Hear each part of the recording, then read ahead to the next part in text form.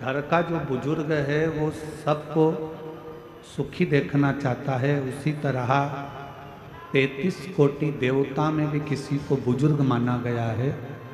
और संसार सागर में, पूरे मृत्यु लोक में और पूरी दुनिया में, जल हो, थल हो, अग्नि हो, आकाश हो, वायु हो, देव हो, गंधर्व हो, पितर हो, किन्नर हो, नाग हो, इन सब में अगर किसी को बुजुर्ग बड़ा माना गया है तो वो देवाधिदेव महादेव को माना गया है, भगवान शिव को।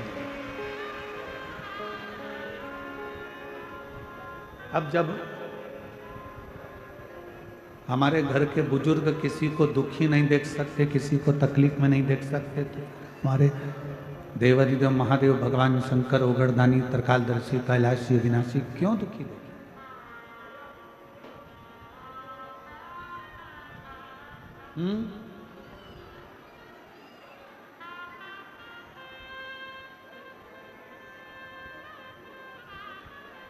फिर मेरे नारायण, मेरे भगवान श्री हरि, मेरे भगवान शिव, मेरे भगवान शंकर किसी को क्यों दुखी देते?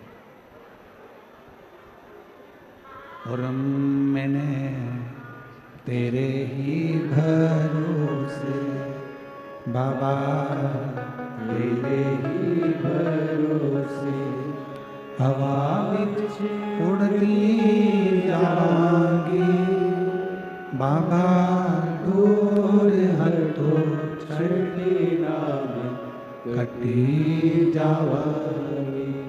बोले मेरे तेरी पतन शंभो, मैं तेरी पतन हवा बिच उड़ती जावांगी बाबा, डोर हटो छड़ी नाम कटी जावांगी। शिव कथा कर रहे हैं, भगवान शंकर का चरित्र कह रहा है कि शिव किसी को दुखी नहीं देखना चाहता।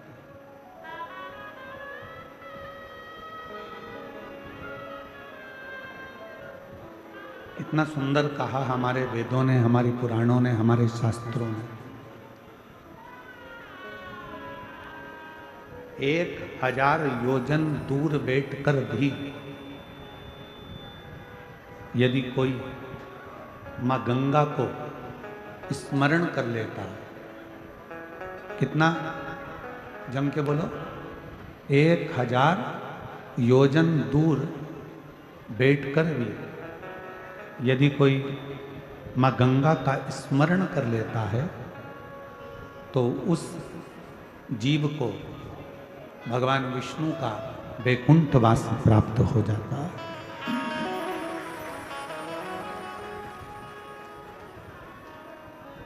एक 1000 योजन दूर बैठकर मात्र गंगा मां का स्मरण करने पर वैकुंठ का निवास हो जाता है। और शिव महापुराण की कथा कहती है कि संपूर्ण ब्रह्मांड में जल, थल, वायु, आकाश में कहीं पर भी बैठकर मात्र शिव के नाम का स्मरण करने वाले को दूसरी बार पृथ्वी पर जन्म नहीं लेना पड़ता। दूसरी बार उसका जन्म नहीं होता, मृत्यु लोक में वो बार बार आता नहीं। पुनरपि जननम पुनरपि मरणम के प्रपंच से वो बाहर आता। फिर वो जन्म मृत्यु से परे।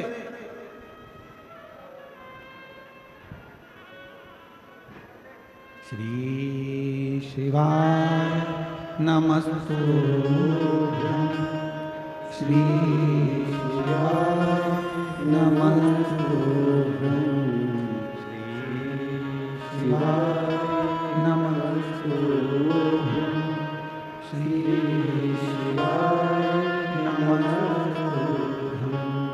श्री शिवाय नमस्तुभ्यं, श्री शिवाय नमस्तुभ्यं, श्री शिवाय नमस्तुभ्यं, श्री शिवाय नमस्तुभ्यं, श्री शिवाय नमस्तुभ्यं श्री शिवाय नमस्तुभ्यं श्री शिवाय नमस्तुभ्यं श्री शिवाय नमस्तुभ्यं श्री शिवाय नमस्तुभ्यं श्री शिवाय नमस्तुभ्यं।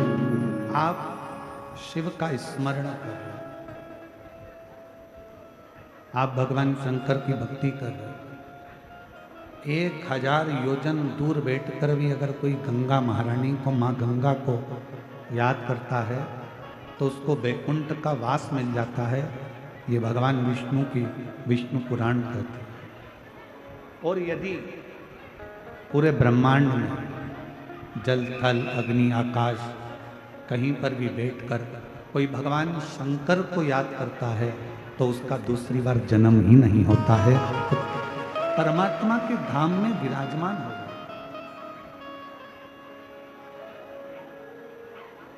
अब जरा विचार करो कि शिव नाम लेने में कितना कितना फल है।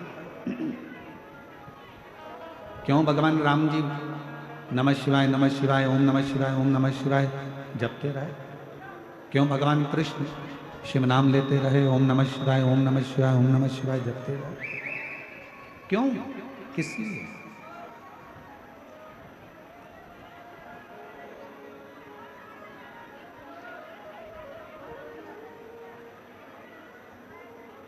किसको नहीं दिया उसने?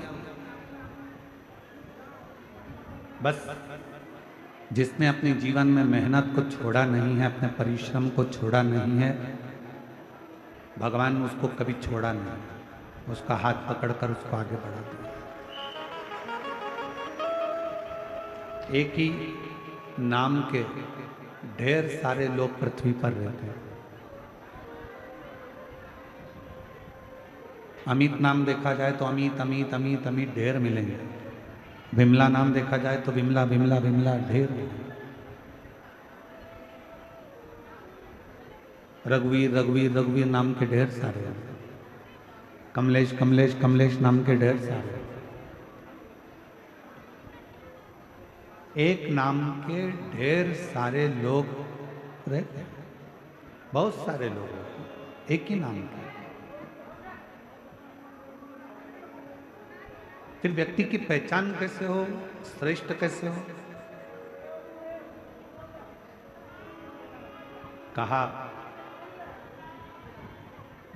एक नाम के ढेर सारे लोग रहते हैं, पर व्यक्ति की रंगत, संगत और मेहनत व्यक्ति को अलग पहचान बना देती है।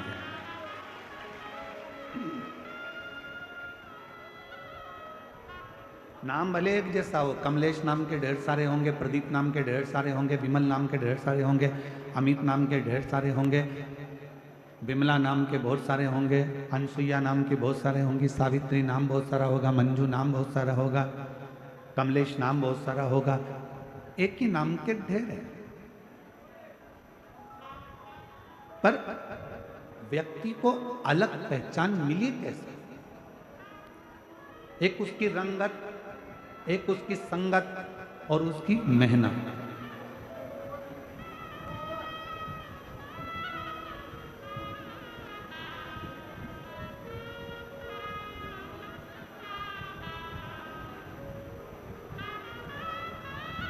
आधार कार्ड बनवाने में सबसे ज़्यादा जरूरी है आपके फिंगरप्रिंट, और दूसरे नंबर पर जरूरी है आपके नेत्र। बोलो जरूरी है कि नहीं है? जम के तो बोलो, जरूरी है ना? फिंगरप्रिंट लगाकर देखा जाएगा, फिर पहले थंब लगवाएंगे, थंब के बाद फिर 4 उंगली लगवाएंगे। ये स्पर्श पूरा आना चाहिए। स्पर्श नहीं आता तो वो नेपकिन से पोंछता है, फिर आपका हाथ लगवाता है। लगाओ, ए आई लगा, आई ने फिर हाथ लगाया, फिर उसने देखा कि नहीं आया, फिर पोंछा, फिर फिंगरप्रिंट लिए, फिर आंखों में एक दूरबीन दी, सामने देखना, पूरी आंख खोल के रखना, सामने देखोगे तुम्हारा आधार कार्ड बन जाएगा। पूरे आधार कार्ड में सबसे ज्यादा जरूरी होता है तुम्हारा फिंगरप्रिंट और तुम्हारा नेत्र। उसी तरह जैसे तुमको पहचानने के लिए तुम्हारा फिंगरप्रिंट और तुम्हारे नेत्र जरूरी है, उसी तरह परमात्मा के बनने के लिए भी तुम्हारी दृष्टि और तुम्हारे हाथ से करी गई सेवा बहुत जरूरी है।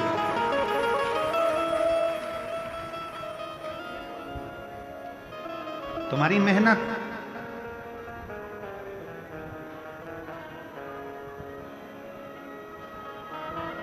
तुम्हारी संगत और तुम्हारी रंगत, ये बहुत जरूरी। आप कितनी मेहनत कर रहे हो?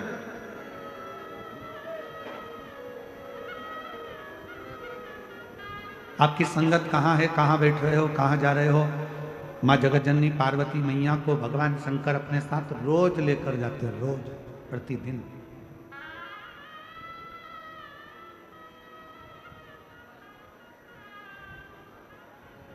अब किस माता लक्ष्मी ने भी पूछा एक बार, मां ब्रह्माणी ने ब्रह्मा जी से पूछा, इंद्राणी ने इंद्र से पूछा, मां रुक्मणी ने भगवान कृष्ण से पूछा कि ये शंकर भगवान रोज अपनी अर्धांगिनी को नंदी पर बिठाते हैं, भ्रमण पर ले जाते हैं, घुमाने ले जाते हैं, फिर एकांत में बैठे रहते हैं, बैठकर क्या करते हैं?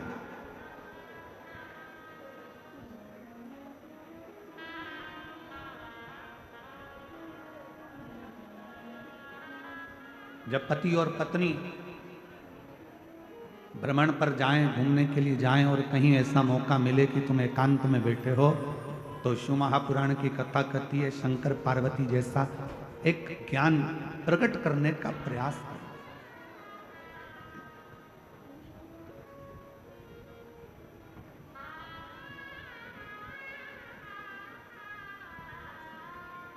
एक ज्ञान को प्रकट करने का प्रयास करें। पर जब पति पत्नी आज के जमाने में एकांत में रहते हैं तो इतना झगड़ा कर लेते हैं कि एक का मुंह खुला रहता है, दूसरी बात करने को तैयार नहीं होती।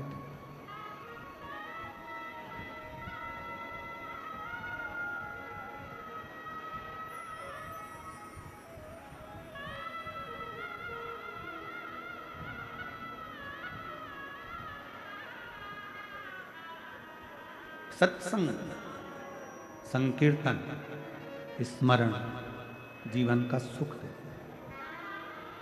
और शंभु शरण पड़ी मांगो घड़ी रे घड़ी, दुख काटो दया करी दर्शन आपो।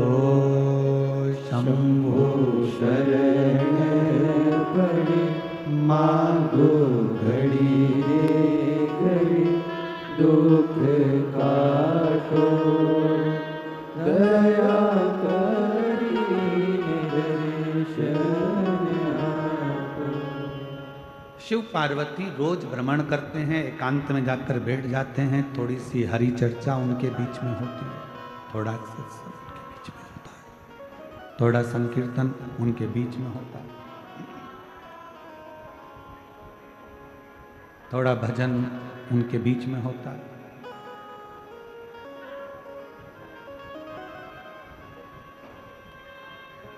उधर एक बक्सा लगा दो ना भाई, वहां तकलीफ हो रहा है। हरि सत्संग, हरि भजन शंकर भगवान और मां पार्वती के बीच में निरंतर होता है, निरंतर। आप में से कितने पति पत्नी बैठे हैं जो रोज प्रतिदिन कम से कम 10 से 15 मिनट सत्संग करते हो, दोनों बैठकर भगवान की बातें करते हो? सब एक दूसरे का मुंह देख रहे हो,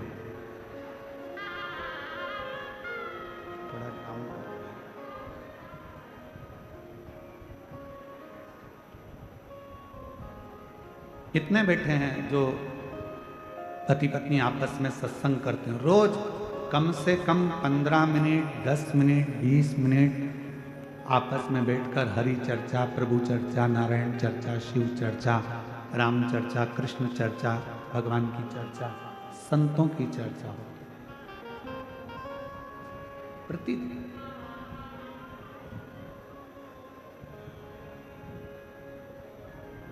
बहुत कठिन है। हफ्ते में 1-2 बार हो जाए तो हो जाए। हफ्ते में हो गई और वो भी बात ऐसी होती है कि बात करते करते ही झगड़ा चालू हो जाता है, क्योंकि दोनों एक मत के मिलते ही नहीं।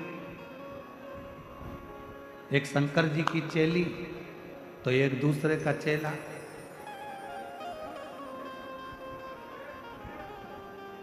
और वो इससे दुखी है और ये उससे दुखी। वो इससे कहता है क्या रोज रोज कथा में चली जाती है, क्यों मंदिर चली जाती है, बैठ जाती है 1 घंटे तक जाके। घर में काम नहीं करना है ना, इसलिए मंदिर में जाके बैठ जाती है। तो फिर वो तैयार होके बोलती है नहीं, काम तुम्हारा पिताजी कर रहा, हम नहीं कर रहे तो कोई दूसरा कर रहा।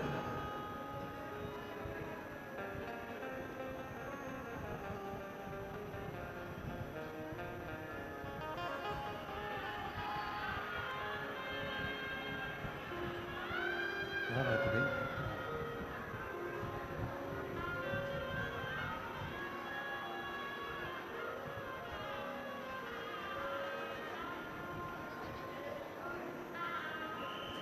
शिव कथा कर रही है, भगवान शंकर का संवाद कर रहा है, शिव महापुराण की कथा कर रही है, शिव तत्व कर रहा है।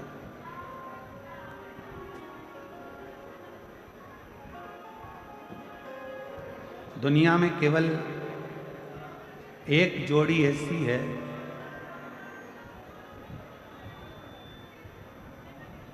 जो एक चले जाने पर दूसरे का अस्तित्व ही खत्म हो जाता है। दुनिया में एक जोड़ी ऐसी है जिसके एक के चले जाने पर दूसरे का अस्तित्व पूरा की पूरा खत्म हो जाता है। वो कौन सी जोड़ी है?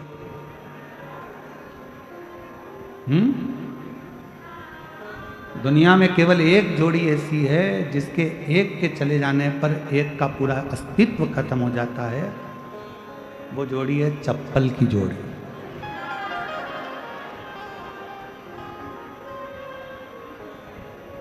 एक कड़ा अगर चले गया तो दूसरा काम दे जाएगा। एक रुपट्टा कहीं चले गया तो दूसरा रुपट्टा काम दे जाएगा। बोलो बोलो, सही है कि गलत है? एक कुंडल चले गया तो दूसरा कुंडल काम दे जाएगा। पर चप्पल की जोड़ी एक ऐसी जोड़ी है कि अगर एक चली गई तो दूसरी किसी काम की तो पटकना पड़ेगा। उसको दूसरी चप्पल के साथ मैच करके नहीं पहन सकते, उसकी मैचिंग ही नहीं होती, उसको मैच करना कठिन। शिव पुराण यही कहती है, शिव महापुराण की कथा यही वर्णन करती है।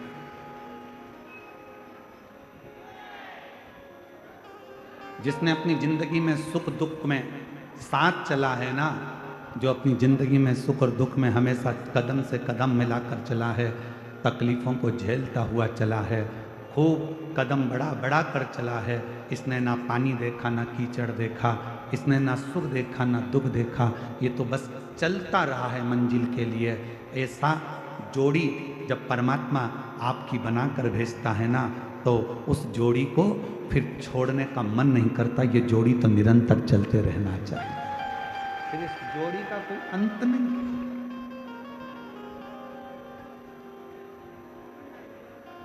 और मेरे शंभू,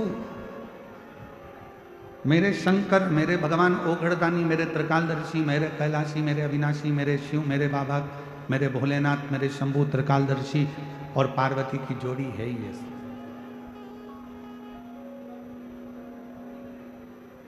एकांत में बैठे हैं, भगवान का भजन कर रहे हैं, स्मरण कर रहे हैं, संकीर्तन कर रहे हैं, मंत्र जाप कर रहे हैं, नाम जाप कर रहे हैं, नाम स्मरण कर रहे हैं। और फिर निवेदन करें, कभी अगर परमात्मा आप लोगों पर कृपा कर दे और भगवान शिव की करुणा, भगवान शंकर की दया, भगवान शिव की उदारता यदि आप लोगों पर हो जाए तो कम से कम रोज नहीं तो हफ्ते में एक बार अपने पति के साथ बैठकर शंकर भगवान की या राम जी की या कृष्ण जी की या किसी भी देवी देवता की हरि चर्चा, शिव चर्चा 10 मिनट की जरूर करना चाहिए, जरूर।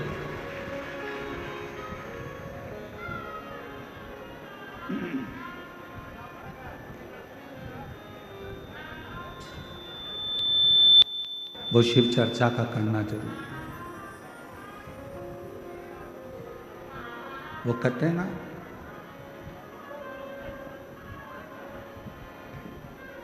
भोलेनाथ सुना दो ऐसी कथा जिसे सुनकर मैं भी अमर हो। मेरे बाबा सुना दो ऐसी कथा जिसे सुनकर मैं भी अमर हो। जिस कथा को सुना था मीरा ने, जिस कथा को सुना था मीरा ने, जिस कथा को सुना था कर्मा ने, जिस कथा सुना था कर्मा ने, भोलेनाथ सुना दो ऐसी कथा जिसे सुनकर मैं भी अमर हो। मेरे बाबा सुना दो ऐसी कथा जिसे सुनकर मैं भी अमर हो। एक कथा मेरे जीवन में ऐसी सुना दो जिसको सुनकर मैं अमर हो जाऊं। आपको मालूम है पार्वती जी के पूर्व में 50 जन्म हो चुके थे। कभी सती बनी है, कभी कात्यायनी बनी है, कभी कुष्मांडा बनी है, कभी स्कंदा बनी है, कभी गौरा बनी है, कभी कौमार्य बनी है। ना जाने कितने कितने जन्म मेरी माता पार्वती के हो गए। और जब पार्वती मैया पार्वती का जन्म लेने से पहले सती के रूप में प्रकट हुई थी और सती के रूप में प्रकट होकर कुंभज ऋषि की यहाँ कथा सुनने के लिए गई थी, कथा सुनकर वापस आई थी। राम जी के प्रति उनका विश्वास जागृत नहीं हुआ था, प्राण दक्ष प्रजापति के यहाँ छूट गए थे। तो यज्ञ के कुंड में अपने शरीर को जब छोड़ा था तो कोयल की योनि उनको मिल गई थी और कोयल का जन्म सती को मिला। तो कोयल का जन्म पाकर सती माता ने शिव जी से वर मांगा था कि अगला मेरा जब जन्म हो, मैं जब ये कोयल की योनि से छूटूं, जब मैं कोयल की योनि से छूट जाऊं और अगला जब मेरा जन्म हो तो मुझे कुछ नहीं चाहिए, केवल एक ही चीज चाहिए, आपकी कथा सुनती रहूं और कथा को श्रवण करूं।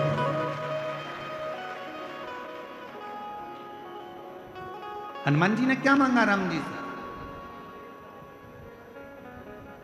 राम जी जाने वाले हैं, सरयू जी में समाने वाले हैं। हनुमान जी ने हाथ जोड़कर राम जी से कहा, जाते जाते मुझे कुछ दोगे नहीं? राम जी प्रसन्न होकर बोले, तूने आज तक मांगा ही नहीं। केवट ने मांगा, केवट को दिया, विभीषण ने मांगा, विभीषण को दिया, सुग्रीव ने मांगा, सुग्रीव को दिया, निषाद ने मांगा, निषाद को दिया, तूने कुछ मांगा ही नहीं। मांग तुझे क्या चाहिए, बोल तुम्हें क्या चाहिए? हनुमान जी ने कहा, बस इतनी कृपा कर दो, इस संसार सागर में मैं जब तक रहूं तब तक कथा सुनता रहूं और आपका भजन करता रहूं। कथा भजन कीर्तन करो, मंत्र जाप करो। मेरी रुचि आपकी कथा, मेरी रुचि आपकी कथा के अंतर्गत, मेरी रुचि आपकी कथा में लगी रहे, मेरी रुचि आपकी कथा में रहे। आपसे एक प्रश्न करते हैं, उत्तर दीजिएगा। राम जी बड़े हैं कि राम जी का नाम बड़ा है? जम के बोलो। राम जी बड़े कि राम जी का नाम बड़ा? नाम बड़ा। शिव बड़े कि शिव का नाम बड़ा? नाम बड़ा।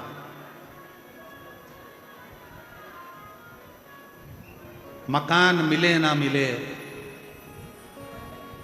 तेरा पता मिलना चाहिए। मकान मिले ना मिले, तेरा पता मिलना चाहिए। शिव मिले ना मिले, शिव कथा मिलना चाहिए। बस शिव के मिलन का बिंदु ही उसकी कथा।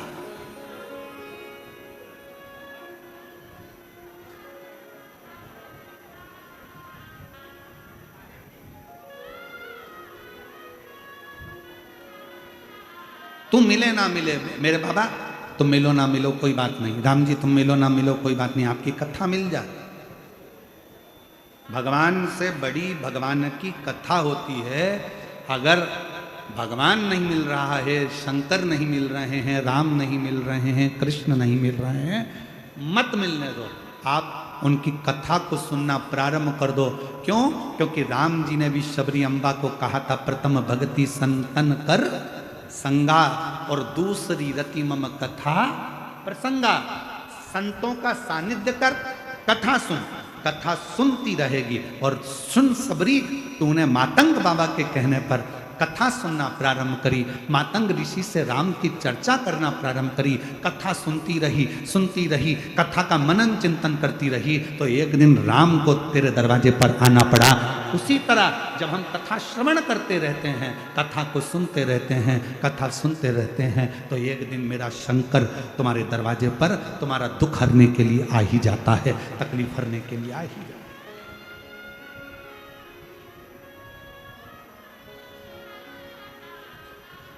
जिस कथा को सुना था तुकाराम ने, जिस कथा को सुना था तुकाराम ने, जिस कथा को सुना था नामदेव ने, जिस कथा को सुना था नामदेव ने, भोलेनाथ सुना दो ऐसी कथा, जिसे सुनकर मैं भी अमर बोलूं। मेरे बाबा सुना दो ऐसी कथा, जिसे सुनकर मैं भी अमर हो, जिसे सुनकर मैं भी अमर हो, जिसे सुनकर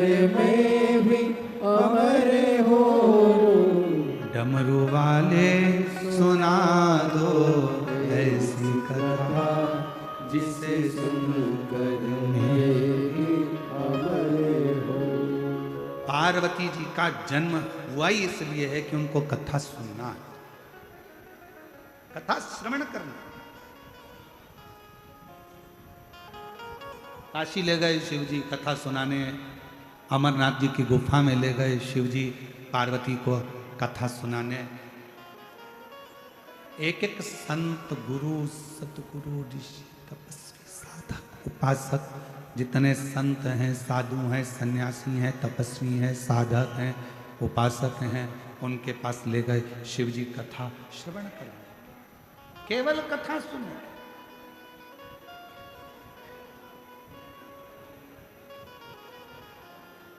और फिर सुनो मेरी जीजियों, हरियो मेरी बीड़ वाली जीजियों, और जितने मेरे बीड़ के जीजा बैठे हैं वो भी सुन लो, जीजियाँ सुन लो, मेरे बेटा बेटी, माता बहन भाई सब सुनो ध्यान लगाकर। भगवान का मिलना सरल है, पर शिव महापुराण का मिलना बहुत कठिन है, बहुत। भगवान तो भजा तुमने और परमात्मा मिल जाता है, पर शिव पुराण के लिए तो तुम्हें सवेरे घर से निकलना पड़ता है 6-7 बजे, तब पहुंचना पड़ता है 9 बजे चाकरवाड़ी। चाकरवाड़ी में दर्शन करके फिर टेंशन रहता है, कहाँ बैठूंगी, चिंता। और टेंशन लेके फिर जगह ढूंढती है। जगह भी ढूंढे तो मालूम पड़े इधर बैठूं उधर बैठूं उधर बैठूं उधर बैठूं, सब दूर ढूंढा के तब जाकर कहीं जगह मिलती है। और मिल भी गई तो ऊपर वाला तेरे को नहीं छोड़ता, थोड़ी देर में जल वृष्टि कर देता है तो फिर अंदर भरना पड़ता है, खस करिए फिर जाना पड़ता। कितनी मेहनत। शायद मैं महादेव महाराज जी आपको कहूं, शायद पूरी दुनिया की केवल एक ही कथा ऐसी होती है, शिव पुराण, जिसको बड़ी मेहनत कर कर सुनना पड़ता है, बहुत मेहनत। अभी हम गाड़ी में आ रहे थे तो महादेव महाराज जी कह रहे थे बड़े भाव से, गुरु जी कल कोई कह रहा था महाराज जी कि 10-10, 12-12 किलोमीटर लंबा ट्रैफिक जाम रहता है और 2 से 3 किलोमीटर दूर पार्किंग होती है, वहाँ से भक्तों को पैदल यहाँ आना पड़ता है। अब बताओ, इतनी तुम्हारा रिश्तेदार तुम्हारे यहाँ शादी का निमंत्रण देता है, 500 रुपये आने का 500 जाने का देता है, तुम्हारी शादी में विदाई में साड़ी देता है, मिठाई का डब्बा देता है, तो तुम उसके यहाँ नहीं जाते। वहीं गाड़ी खड़ी करोगे शादी के गार्डन के सामने, जानते नहीं हो बुआ हूँ लड़के की, ये फूफा है, मैं मामी, ये मामा है। गाड़ी बिल्कुल गार्डन के अंदर चाहिए, गार्डन के अंदर। पर मेरा भोलेनाथ जैसे कैलाश पर अगर कोई आता है तो उसको पहले दूर, जैसे लंका का राजा रावण अपने पुष्पक विमान में बैठकर जा रहा था और जाते जाते पूरे धामों में घूम लिया, पर उसका पुष्पक विमान नहीं रुका। जब कैलाश आया तो रावण का पुष्पक विमान भी आगे नहीं बढ़ पाया, ट्रैफिक में फंस गया। ट्रैफिक में पुष्पक विमान फंस गया था। रावण ने पूरी दम लगा दी, पूरी मेहनत लगा दी और कैलाश पर से विमान को उड़ाने लगा, नहीं उड़ा। आखिरी में विमान क्षतिग्रस्त होकर पुष्पक विमान जमीन पर गिर गया। जब रावण का विमान जमीन पर गिरा, रावण क्रोध में लाल हो गया, ये कैसे गिर सकता है, मेरा विमान है, कैसे आ गया। सामने नंदी बैठा था, मुस्कुरा दिया नंदी। नंदी ने कहा, लंकाधिपति ये शिव का धाम है, यहाँ थोड़ा पैदल चलना पड़ता है तब जाकर सोने की लंका मिल जाती है। ये शिव का धाम है, जहां पैदल चलना पड़ेगा तो सोने की लंका मिल जाएगी। आज भी इतिहास शास्त्र हमारा साक्षी है कि कैलाश पर्वत पर कोई विमान उड़कर नहीं जाता है, आज भी कैलाश पर्वत को लांगा नहीं जाता है। और आज भी शास्त्र हमारे सम्मुख में वर्णन करता है कि भगवान शंकर के धाम, अगर तुमको लगता है कि मंदिर इतनी दूर है, उससे कम 50 कदम दूर पर गाड़ी को रोक दो और पैदल पैदल शिव का नाम लेकर उसके दरवाजे तक जाना, खाली लौट कर नहीं आओगे, भरी झोली लेकर आओगे। लंकापति रावण को गुस्सा आ गया, आखिरी में उसने सोच लिया कि इस कैलाश पर्वत को उठाकर फेंक दूंगा। उठाया कैलाश पर्वत को और दम लगाने लगा उस कैलाश पर्वत को कि मेरा पुष्पक विमान नीचे उतर गया, मेरा पुष्पक विमान क्षतिग्रस्त हो गया। उठाने लगा, हाथ फंस गए उस कैलाश पर्वत के नीचे, चीख पड़ा, चिंगाड़ पड़ा, चिल्लाने लगा।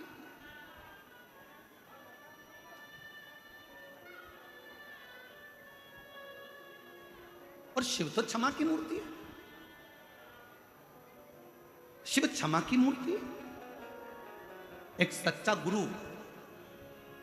कल रात्रि को हमारा सत्संग चल रहा था हमारे कक्ष में, तो बच्चे लोग बैठते हैं, तो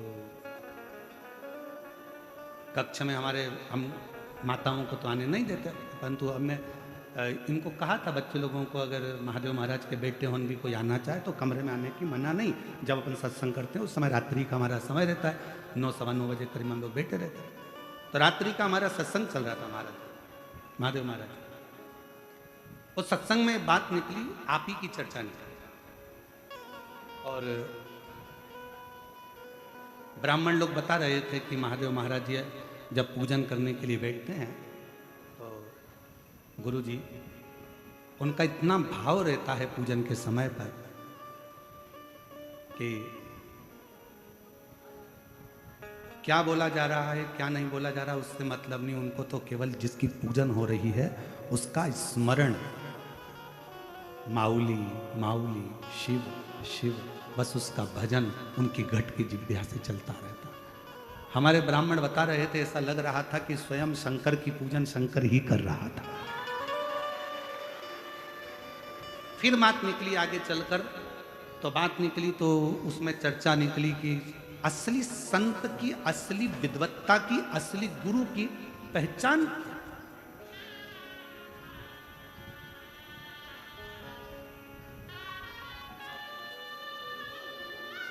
हमारे बीच में जिन्होंने अयोध्या के राम मंदिर की प्राण प्रतिष्ठा का मुहूर्त निकाला, जिन्होंने अवध की पवित्र भूमि पर राम मंदिर का मुहूर्त निकाला, ऐसे काशी के विद्वत परम पूज्य 1000 श्री गणेश्वर द्रविड़ शास्त्री जी पधारे हैं। एक बार जोरदार ताली बजाकर स्वागत करिए, जिनकी विद्वत्ता आज संपूर्ण विश्व देखता है, सुनता है।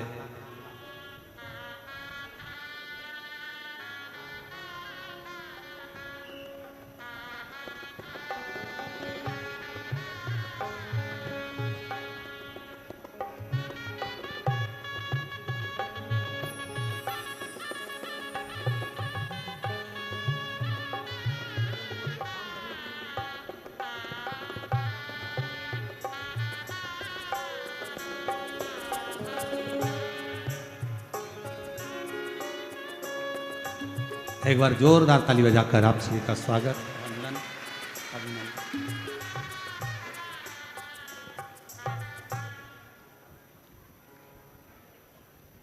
सदा आपके रूप में आज शिव महापुराण में आपका आगमन, ऐसा लगता है स्वयं मेरे काशी के विश्वनाथ आकर विराजमान हुए हैं। जो आप काशी की पवित्र धरा से, इस पवित्र व्यासपीठ और पवित्र चाकरवाड़ी क्षेत्र श्री क्षेत्र में आप पधारे।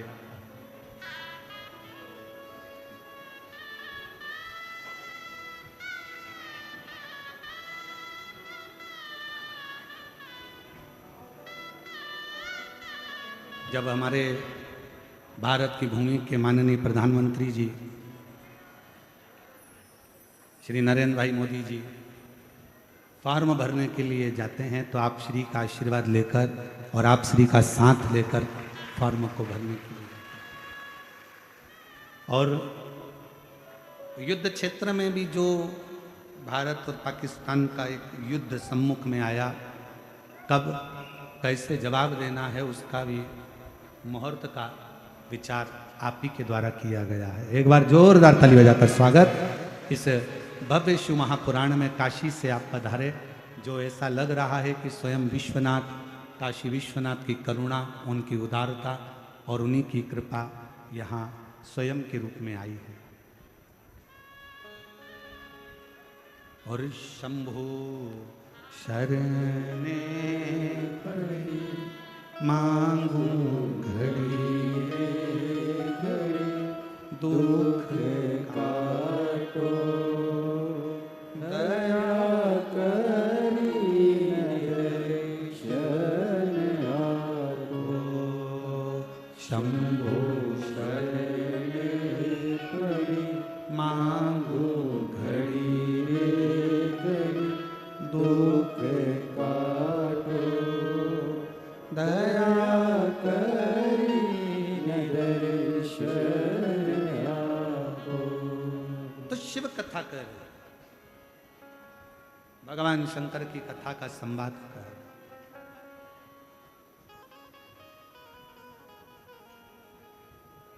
विमान बढ़ता नहीं, रावण को क्रोध आ गया, चिंगाड़ पड़ा, रावण चिल्ला पड़ा, मेरा विमान और यहां से जा नहीं सकता। उसको क्या मालूम कि यहां त्रिकालदर्शी कैलाशी अविनाशी भगवान शिव का निवास है। और कल कथा में एक बात कही थी आप लोगों को कि शिव के मंदिर भी नहीं जा सकते, तो भगवान शंकर के मात्र शिखर का दर्शन कर कर भी आप अपनी जिंदगी का कल्याण कर सकते हैं, अपने जीवन का कल्याण कर सकते हैं। मात्र शिखर का दर्शन। और अभी आपको कथा में वर्णन किया कि 1000 योजन दूर बैठकर भी अगर कोई गंगा माता का नाम ले लेता है तो उसको भगवान नारायण का धाम वैकुंठ प्राप्त हो जाता है। और पूरे भूमंडल में बैठकर कहीं पर भी अगर शिव का नाम, विश्वनाथ का नाम, मेरे भगवान शंकर की काशी विश्वनाथ का, मेरे शिव का नाम अगर ले लिया जाता है तो उसका अगला जन्म मृत्यु लोक में होता ही नहीं, होता ही।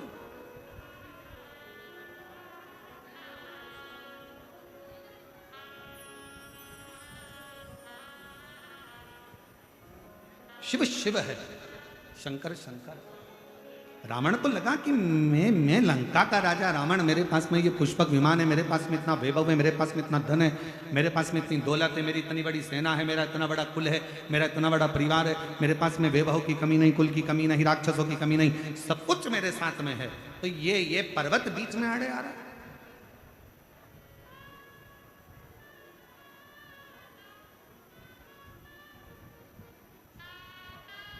और ये पर्वत अगर बीच में आड़े आ रहा है तो इसकी श्रेष्ठता क्या? उठाना चाहा, नहीं उठा।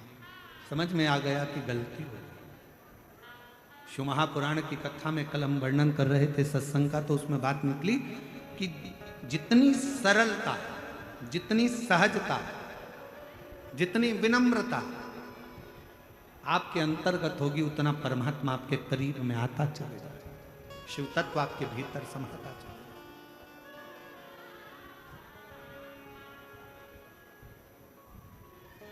शिव कथा कर रही है पार्वती जी का जो जन्म है, माँ पार्वती का जो अवतार है, पार्वती जी का जो प्रागट्य है, उसका होने का कारण ही केवल इतना है कि मुझे शिव की कथा, मुझे राम की कथा, मुझे भगवान की कथा श्रवण करना, केवल परमात्मा की।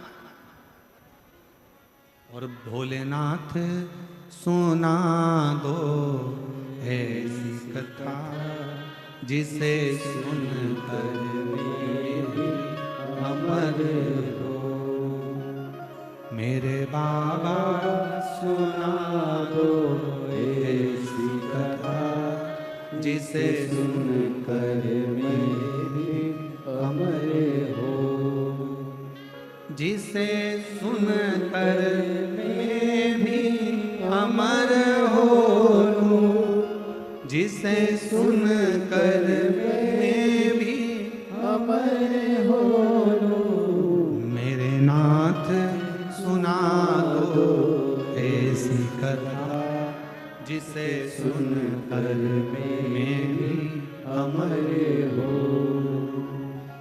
डमरू वाले सुना दो ऐसी कथा जिसे सुनकर मेरे भी अमर हो।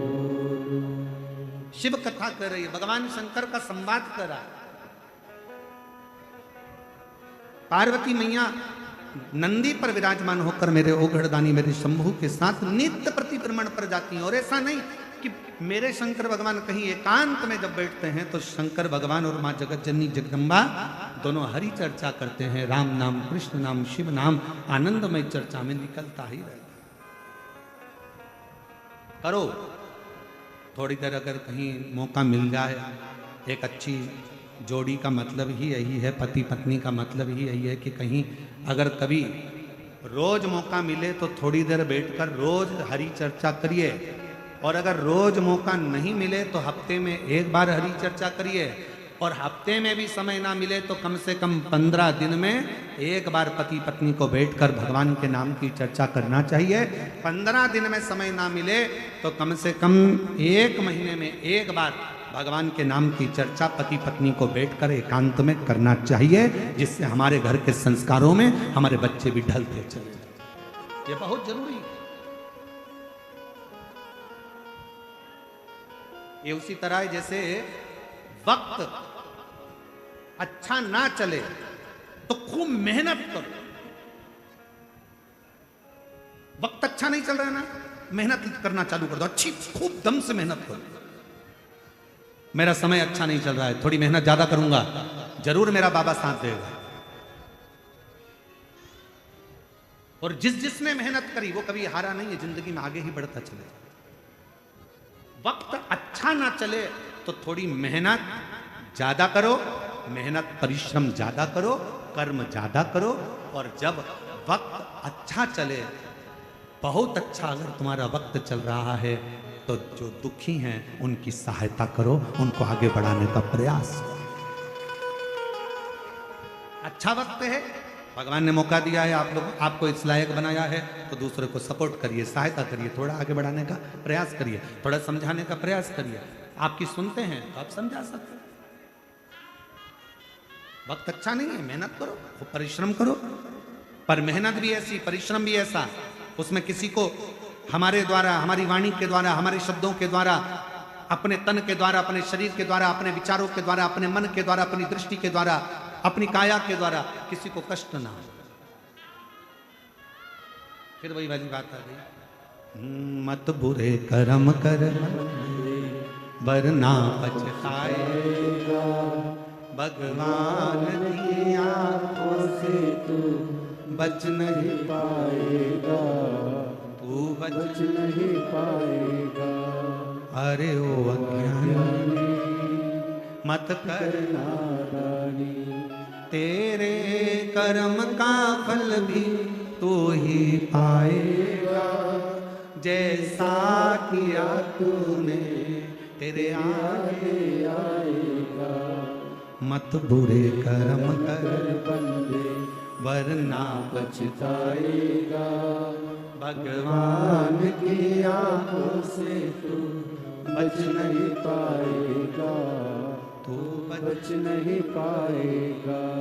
अरे ओ अज्ञानी मत कर नादानी, अरे ओ अज्ञानी मत कर नादानी। अच्छा समय मिले तो खूब, भगवान ने मौका दिया है, वैभव दिया, धन दिया, दौलत दी, सत्ता दिया, तुम्हें ज्ञान दिया, तुम्हें विद्वत्ता दी, तो अच्छा वक्त अगर परमात्मा ने दिया है तो उसको समर्पित करो दीनहीन की सेवा में।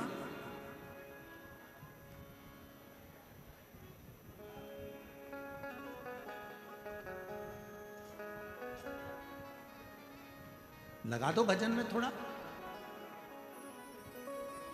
पार्वती मैया का नित्य विचार था कथा को श्रवण कर। अमरनाथ जी की गुफा में जाकर करा क्या मां जगत जननी जगदम्बा ने? केवल शिव जी से कहा मुझे कथा श्रवण करा दो, जिसके लिए मेरा जन्म हुआ है। मैं सती बनकर जन्मी थी, कुंभज बाबा के आश्रम में आप मुझे लेकर गए थे, पर वहां मैं कथा नहीं सुन पाई, मेरा मन नहीं लगा, मेरा चित्त नहीं लगा।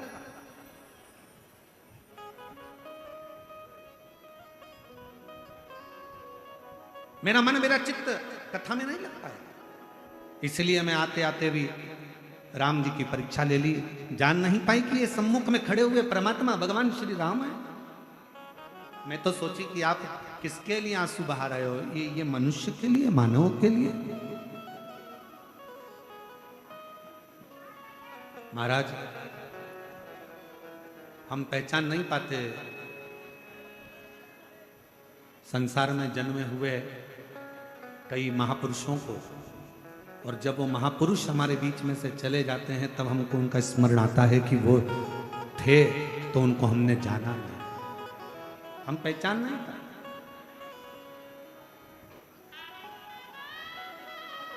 कुछ मौका लगा है प्राप्त।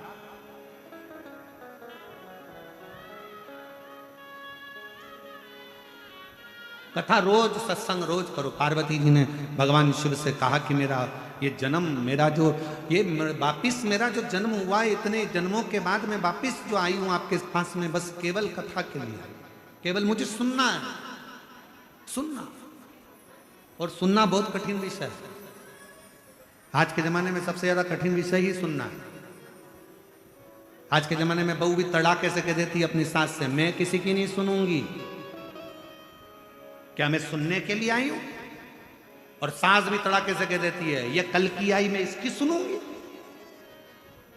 बहू कह देती है मैं किसी की नहीं सुनूंगी, सास कह देती है मैं ये कल की आई इसकी सुनूंगी।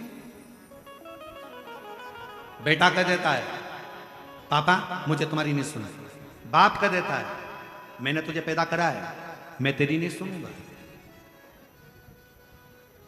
पत्नी पति की नहीं सुने, सास बहू की नहीं सुने, बेटा बाप की नहीं सुने, बाप बेटे की नहीं सुने, भाई भाई भाई भाई कह देता है होगा अपनी जगह पे, मैं तेरी सुनना कौन, मैं तेरी सुनूंगा क्या। देवरानी जेठानी की नहीं सुनती, मुझे क्या करना तुझसे, मैं तुम्हारी नहीं सुनूंगी। कोई सुनने को तैयार नहीं है तो सुनेगा कौन सियोर वाला महाराज, सुने कौन, कोई भी तैयार नहीं। मैं तुम्हारी नहीं सुनूंगी, मैं तुम्हारा नहीं सुनूंगा, मैं तुम्हारी नहीं सुनूंगी। सास मना करे, बहू मना करे, बेटा मना करे, बाप मना करे, भाई मना करे, बंधु मना करे, सखा मना करे, दोस्त भी मना कर देते मैं तेरी नहीं सुनूंगा, रिश्तेदार मना कर देते मैं तुम्हारी नहीं सुनूंगा। सुनेगा कौन, सबसे कठिन काम तो सुनना ही है। और पार्वती जी ने वही कहा कि भोलेनाथ सुना दो ऐसी कथा जिसे सुनकर बस मुझे सुनना है, केवल सुनना, और सुनना ही सबसे कठिन काम।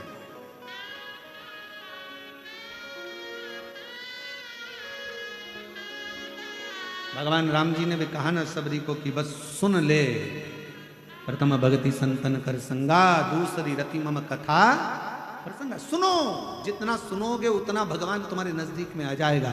राम जी को आने का कारण ही यही था कि सबरी ने मातंग बाबा की सुनी वो, अपने गुरुजन की सुनी वो, सुनती रही कथा, सुनती रही सुनती रही सुनती रही, और भगवान आ गए।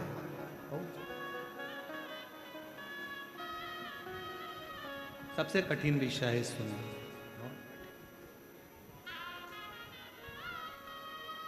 बहुत कठिन विषय।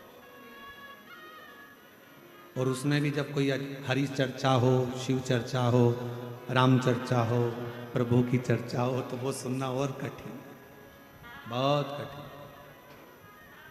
जैसे ही सुनने का मौका आएगा तो कई माताएं तो 2-3 बार बहुत कठिन है सुनना, बहुत। पर पार्वती मैया एकदम जागरूक होकर एकदम, प्रभु कथा सुनना नहीं, ठीक है।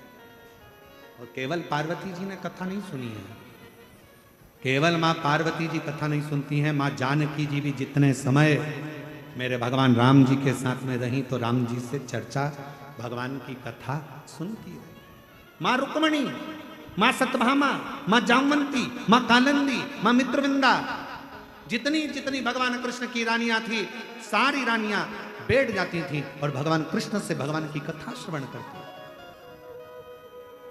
और कितना सुंदर का एक प्रसंग सुनाया महाराज। वो प्रसंग आता है कि सत्यभामा जी एक दिन मौका पाली और माँ सत्यभामा जी ने देखा एक बार भगवान कृष्ण को एकांत में बैठे हैं, शांति से बैठे हैं, एकदम मौन होकर बैठे हैं, स्तुप्त होकर बैठे हैं। सत्यभामा जी पहुंच गई भगवान कृष्ण के पास।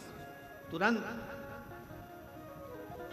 जब साधु, सन्यासी, तपस्वी, साधक, उपासक, कोई महात्मा, कोई विद्वत जन तुम्हारे नजदीक में हो और एकदम मौन होकर एकांत में बैठे हुए हों और तुम्हें लगे कि अभी कोई नहीं है, मुझे मौका मिल रहा है थोड़ी सी देर बैठकर मैं हरि चर्चा कर लूं, थोड़ा सत्संग कर लूं। कुछ मांगने की चर्चा नहीं, कुछ प्राप्त करने की चर्चा नहीं, केवल चर्चा कर लूं कि मेरा परमात्मा मुझे कैसे मिल सकता,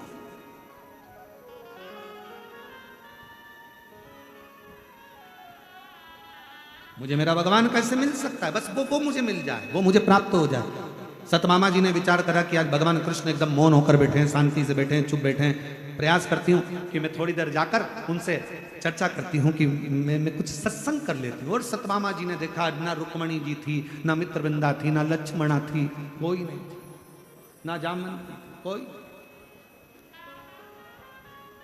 और पहुंच गई मां सत्यभामा, भगवान बैठे थे, बस कथा ऐसी उपजती है, कथा ऐसी उपजती, बैठे।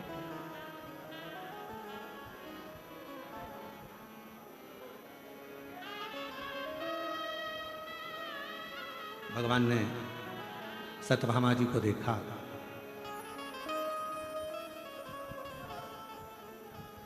भगवान कृष्ण मुस्कुराने लगे। ईश्वर और औषधि, ये दोनों एक समान है। कौन कौन? जम के बोलो। ईश्वर और औषधि, ये दोनों एक समान है। औषधि का काम है तन के रोग मिटाना और ईश्वर का काम है मन के रोगों को समाप्त कर देना।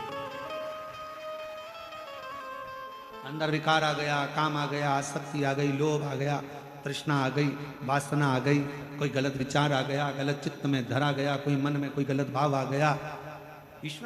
ईश्वर और औषधि दोनों एक समान है। औषधि का काम है तन में अगर कोई रोग आ गया तो वो औषधि मिटाएगी।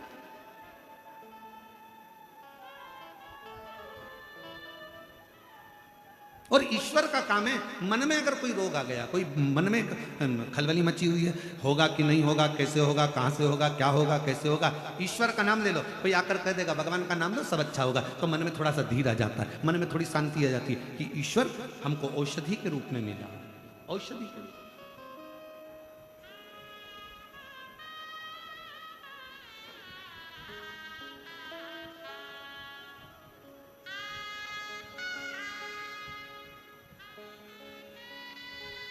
बस उस शिव नाम में भगवान कृष्ण के पास पहुंच गई सत्यभामा जी, बैठ गई। और बैठकर मां सत्यभामा जी ने भगवान को देखा और भगवान बड़े मुस्कुरा रहे थे सत्यभामा को देखकर, उनके चेहरे पर प्रसन्नता थी। सत्यभामा समझ गई, भगवान को लग गया कि मैं आ गई।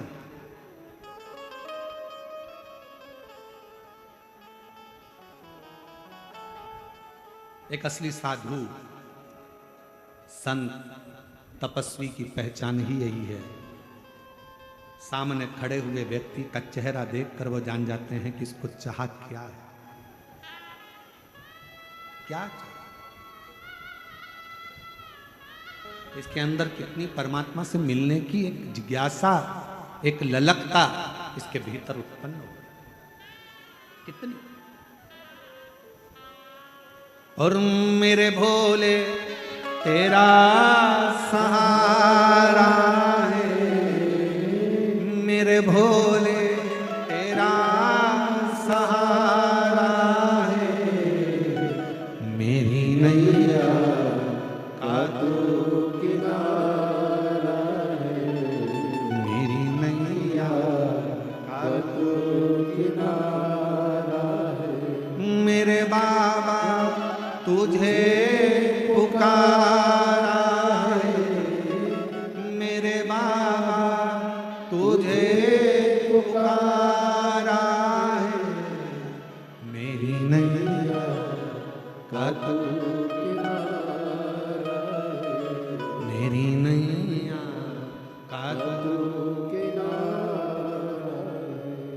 बस उसको पाने की लगता माँ भगवान कृष्ण मुस्कुरा दिए। सतमामा आकर बेटी उसको देखे, सतमामा जी समझ गई भगवान ने मुझे देख लिया, बस इतना जान गई। और भगवान कृष्ण मुस्कुरा कर बोले, सतमामा मैं जानता हूं तुम मेरे पास क्यों आई, किस लिए आई। क्यों प्रभु आप जानते हैं? हाँ पूछो, क्या पूछना है तुमको। भगवान कृष्ण से सतभामा जी ने पूछा, मेरे पास में आप जैसे मुझे पति मिले,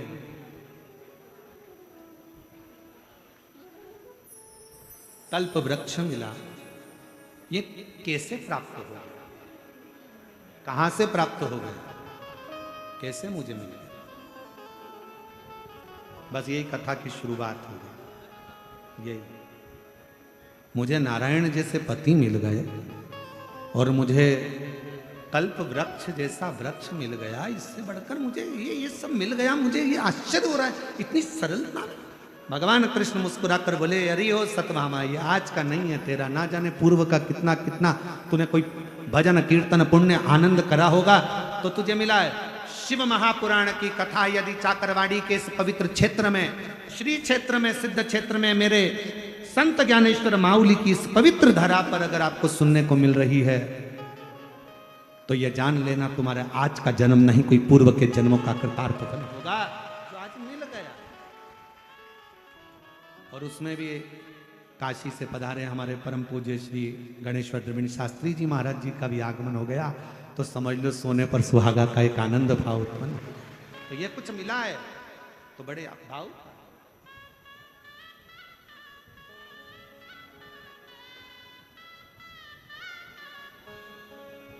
शिव करता है। इसलिए वो कहते हैं ना, हे बूढ़ा शंकरा, हे बूढ़ा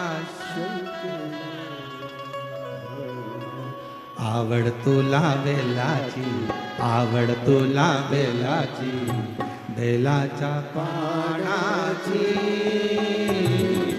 हे भोळा शंकरा, शंकरा, हे भोला शंकरा, आवड़ तुला बेलाची, आवड़ तुला बेलाची, बेलाचा पाणाची, हे भोला शंकरा, शंकरा, हे भोला शंकरा, शंकरा, हे भोला शंकरा, आवड तुला बेलाची, आवड तुला बेलाची, बेलाच्या पानाची, बड़े भाव, हे भोला शंकरा, हे भोला शंकरा,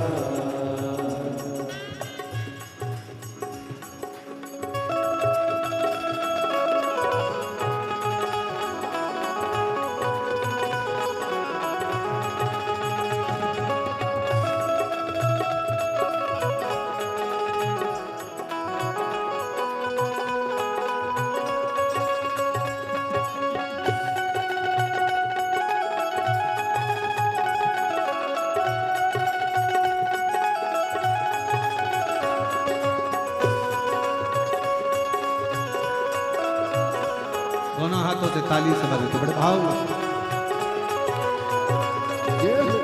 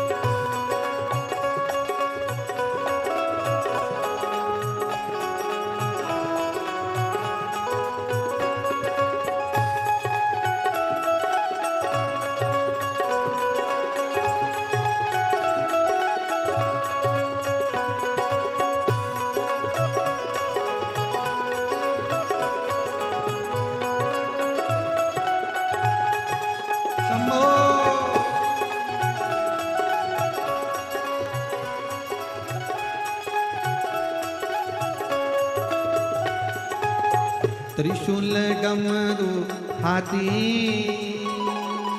संग नाचे पार्वती हो, त्रिशूल डमरू हाथी संग नाचे पार्वती हो, त्रिशूल डमरू हाथी संग नाचे पार्वती हो, त्रिशूल डमरू हाथी संग नाचे पार्वती ओ आवड़ तुला बेलाची, आवड़ तुला बेलाच्या पानाची, हे भोला शंकरा, हे भोला शंकरा, शंकरा, हे भोला शंकरा, आवड़ तुला बेलाची, आवड़ तुला बेलाची, बेलाच्या पानाची, हे भोला शंकरा, ओ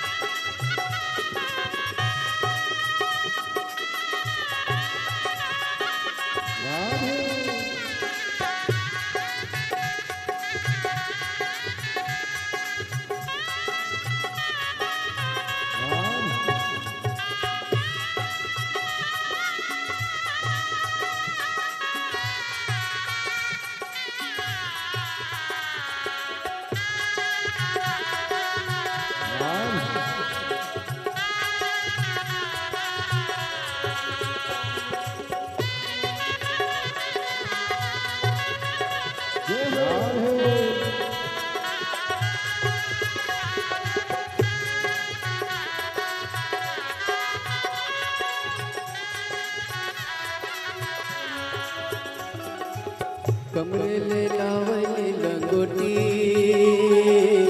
गड़क ना को बटोलती हो कमरे ले लावली लंगोटी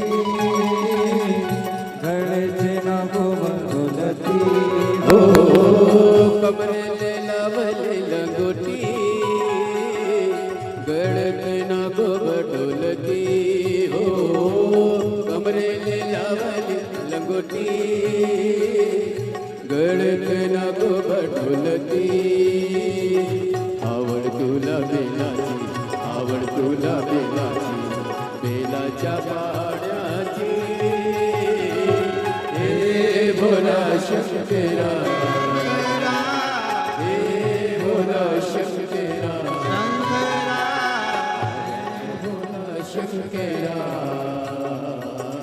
आवड तुला वेलाची आवड तुला बेलाच्या पाण्याची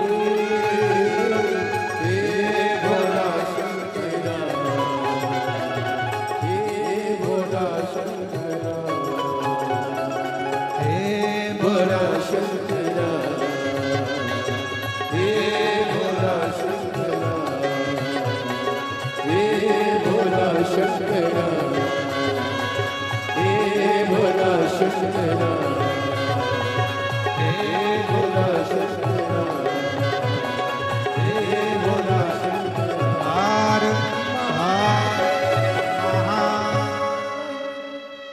अपने स्थान पर बैठकर बाबा से अपने मन का भाव करें, दिल से प्रार्थना करें, बाबा से विनय करें, निवेदन करें। जहाँ जगह मिल जाए वहाँ बैठ जाओ।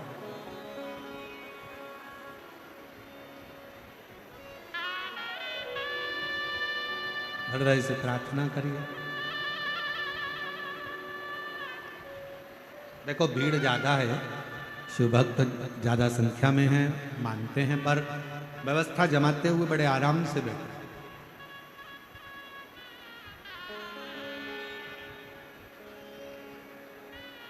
हृदय से बाबा को प्रार्थना करो, निवेदन करो, विनय करो। साथ में सभी लोग एक साथ बाबा से प्रार्थना करें, निवेदन करें, विनय करें।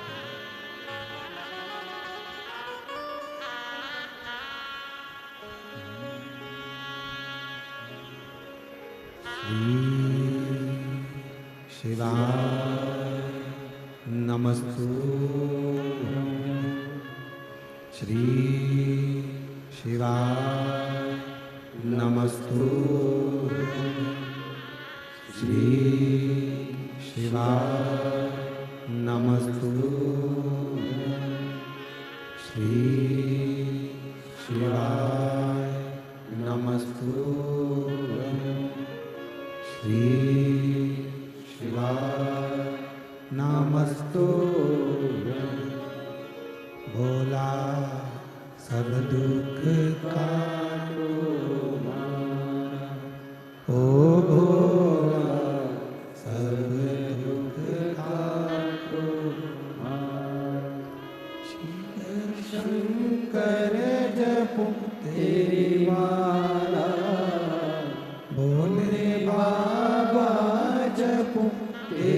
हमारा सब दुख काटो हमारा ओ भोला सब दुख काटो हमारा वैश्य मंगल मंगलकारी वैश्य मंगल मंगलकारी शमशान वासी हमारा शमशान वासी हमारा ओ भोला सब दुख काटो हमारा ओ भोला सब दुख काटो हमारा।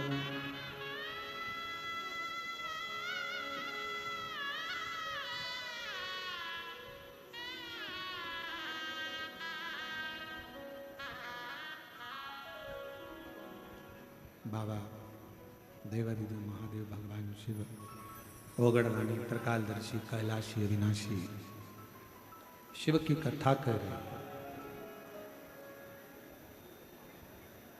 सतभामा जी ने पूछा कि मुझे ये आपके रूप में नारायण के रूप में आपका जो स्वरूप मुझे मिला, कल्प वृक्ष मुझे मिला, ये कैसे प्राप्त होगा? भगवान कृष्ण कहते हैं सतभामा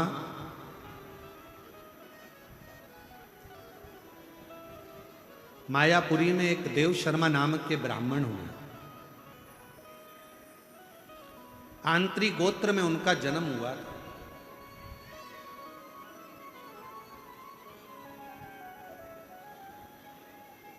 और वो देव शर्मा शिव पंचायत की पूजन करते थे।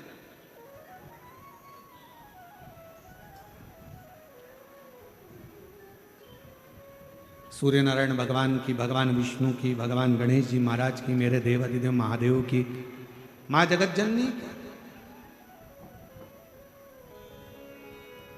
और वो देव शर्मा का नियम था सूर्य नारायण भगवान को अर्घ देना, भगवान नारायण का मंत्र जाप करना, शिवालय में जाकर दीपदान करना, भगवान गणेश और मां आद्य शक्ति दुर्गा की आराधना। सतभामा उनकी एक अवस्था जाती चली गई और उनके घर में संतान का सुख नहीं आया। बड़े दुखी थे।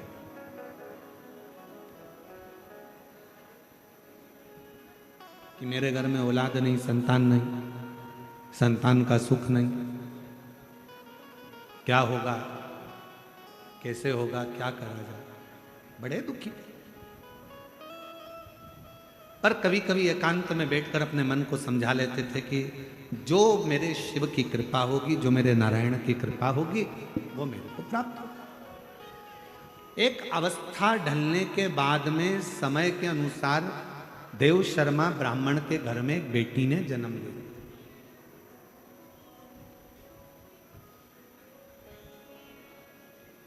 और पिताजी ने अपनी बेटी को भी वही शिव पंचायत पूजन का विधान बता दिया। सूर्य नारायण भगवान को अर्घ देना, शिवालय में दीपदान करना, नारायण का गुणगान करना, भगवान विष्णु का जप करना, मां आद्य शक्ति दुर्गा भवानी की पूजन करना, श्री गणेश जी महाराज का स्मरण करना। ऐसा करते करते करते करते बेटी बड़ी हो गई। अब बेटी बड़ी हुई तो पिता के मन में भाव जागृत हो गया कि मैं इस बेटी को किसको दूं, किसको प्रदान करा जाए। तब उनके स्मरण में आया कि मेरा एक मित्र था और उस मित्र का एक बेटा है, और मैंने अपने मित्र को मरते मरते वचन दिया था कि तेरे पुत्र से अगर मेरे घर में पुत्री हो गई तो तेरे पुत्र से मैं अपनी बेटी का विवाह करूंगा। सतभामा जी सुन रही हैं, भगवान द्वारकानाथ कथा कह रहे हैं। कहते कहते समय निकला और भगवान कथा सुनते सुनते जब समय निकल गया, तब सतभामा जी एकदम स्थिर होकर उस कथा का लाभ ले रहे, स्थिर होकर।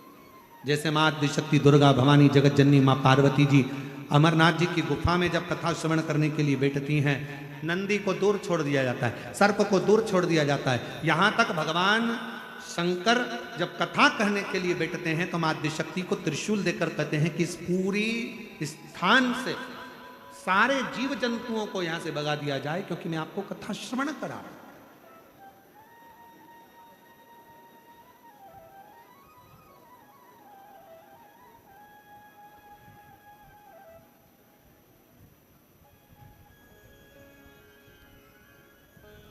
बस उसी तरह पार भगवान कृष्ण कथा कर रहे हैं, सतमामा जी बैठे कथा का लाभ ले रहे हैं।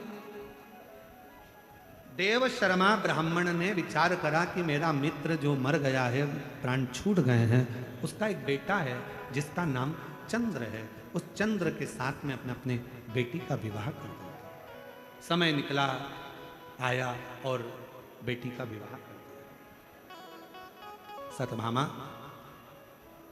ब्राह्मण की बेटी का विवाह हुआ, समय बीतता है, कुछ ही समय निकला था कि देव शर्मा ब्राह्मण अपने दामाद चंद्र के साथ कहीं जा रहे थे और वहां से लौट कर आते समय पर एक असुर ने उनको घेर लिया। असुर था भूखा, भूख बहुत लग रही थी, उसने रोका।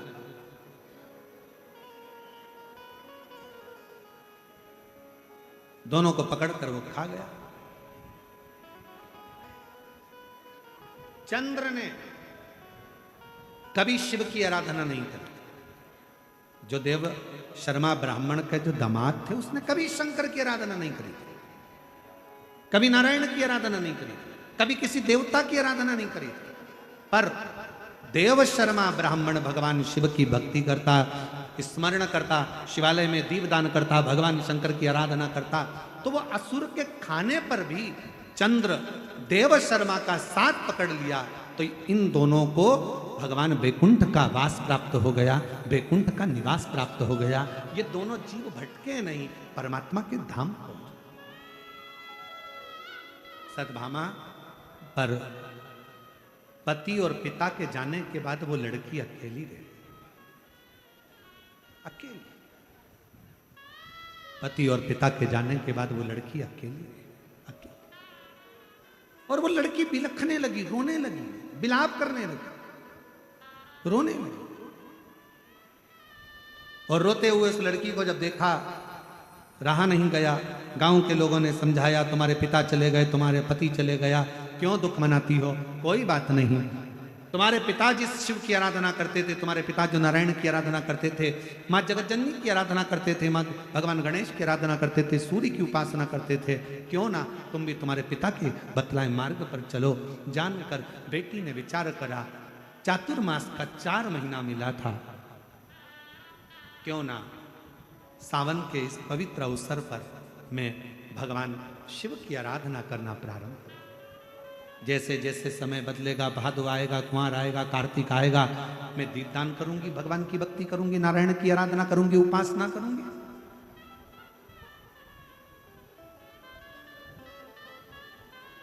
भगवान कृष्ण कहते हैं, सतभामा, उस लड़की ने पिता और पति के जाने के बाद अपने पिता के जो मार्ग थे उसी मार्ग पर चलकर भगवान की आराधना करना प्रारंभ करी। नित्य प्रति जाना, शिवालय में सफाई करना, अर्चना करना, दीपदान करना,